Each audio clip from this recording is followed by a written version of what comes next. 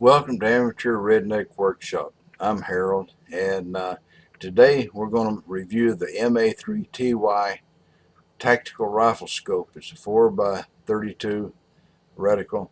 It's a hunting scope, or what you could use with other things, and it's a 4-time magnification, a fixed focus scope, and it has a couple of unique features, such as it's got a regular iron sight on top of the scope. I haven't seen that before.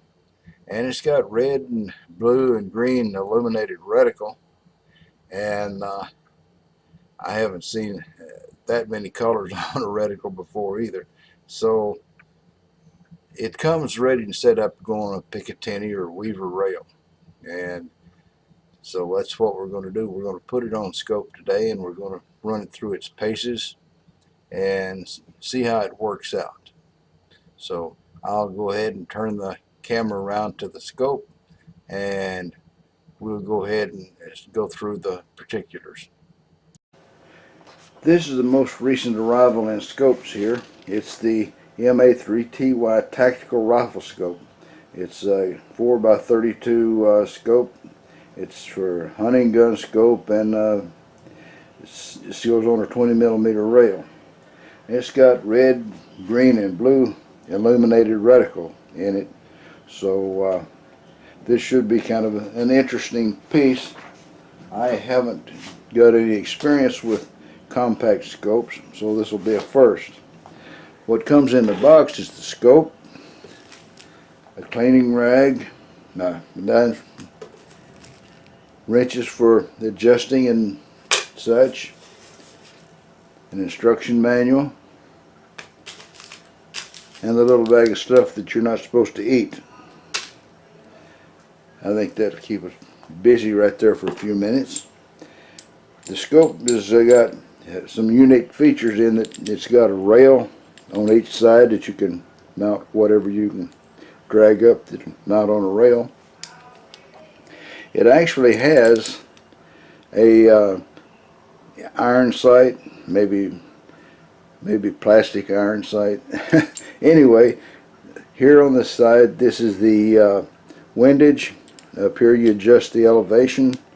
It's got the kind of little adjustments that you put a screwdriver in.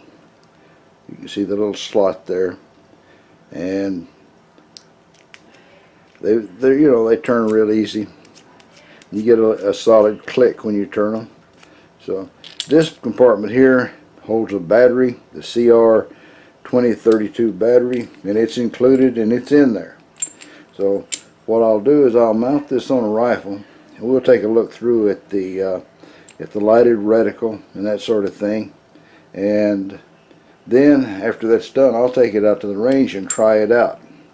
See just how it works out in there. This sort of iron sight part here, it's also adjustable for windage and elevation, so that should be interesting. It's got nice big knobs there for attaching. You can stick a quarter in the little slot and pull her up good and tight. Alright, so now that I've got it on the rifle, which by the way is there's no bullets, there's nothing in the chamber. That's for you safety Nazis. We'll take the camera and go handheld and take a look down through the scope. Alright, now if I can stay steady-handed, we'll show the lighted reticle. That's green. I guess we're going towards max intensity. Blue, heading towards max intensity. And red, heading toward the maximum intensity. And you can see the reticle. It's kind of unique there, in that it's not necessarily mil dot. It's some other variety that I'm not familiar with. All right, so let me take the rifle and get a little look down the barrel. All right, so going to take a little look down the barrel part of this thing, is where I come to see a little problem. Eye relief is the distance between the scope and your eye. And to get about the right eye relief, I've got to move this stock in some, because I've mounted this guy as far back as it'll go. I've moved the regular so-called iron sights up in front of it because I needed this back as far as it would go. And still, even at that distance, you have to really move in on the thing to get the right eye relief. So I'll have to take it to the range and give it a test drive and see how I do with the stock moved forward. If you don't have an adjustable stock, that might be a problem getting the scope far enough back. But we'll see how it comes out.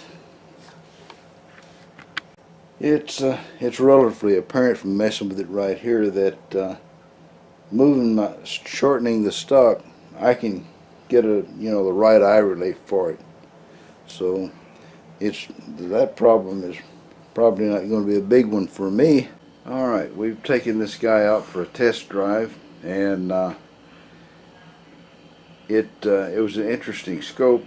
As I said before I went to the range, I had taken this guy and moved him this sight as far back as it could go, and I had problems with eye relief. In other words, the difference between my eye and here. So what I did is I moved the iron sight forward and put this guy as far back as I could get it, and still have it hooked in the rail. And at that point, the eye relief wasn't perfect. It was still a little bit far away. So that means at that point I adjusted this guy a little bit, and then you can get up really close, and that lessens your eye relief problem.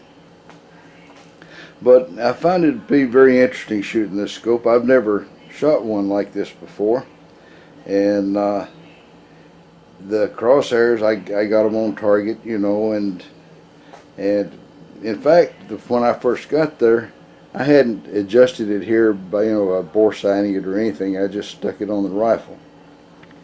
Okay, so I've taken this scope to the range for a test drive, so to speak, and I've never used a 4-power fixed focus scope before, or a compact scope either, for that matter. I would say the scope worked as it should.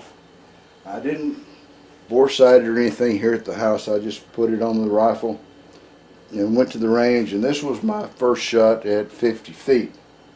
I know it's all scratched up. I turned it face down and put a bag on it on the table there, and got a little skinned up.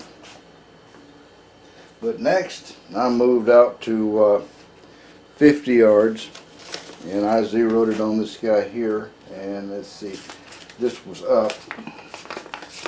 So I started out a little wild over here, and then I started moving in closer on it and got it onto, a zero at 50 yards. Alright, so once I got it sighted in at 50 yards, I decided to try this sight up here that's got the little dot on it, and so here to here. I think you can see that, yeah.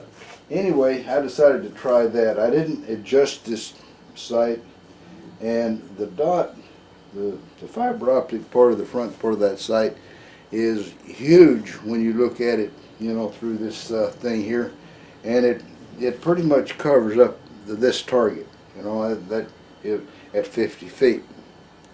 Further out, it would cover up a lot bigger things, But nevertheless, I tried this sight, and I shot kind of around here and there with it, and so then I thought, well, let's try 5 shots with the crosshairs, with the reticle, and that's this bunch right here. It kind of ate out the middle at 50 feet, which is over 16 yards, a little over 16 meters. So after I did all this stuff, I decided that it's a reasonably good sight, but the eye relief is the problem, and everything else about it functions really great. So if you have the ability to mount it closer back or to move your face closer up, then you've got a scope that could do a good job. You know, this I believe that you could use it for possibly for competitive shooting, where you shoot at steel targets and stuff. I think that would be a good thing for it, and I think you could use it for hunting. So it's certainly a new kind of scope for me.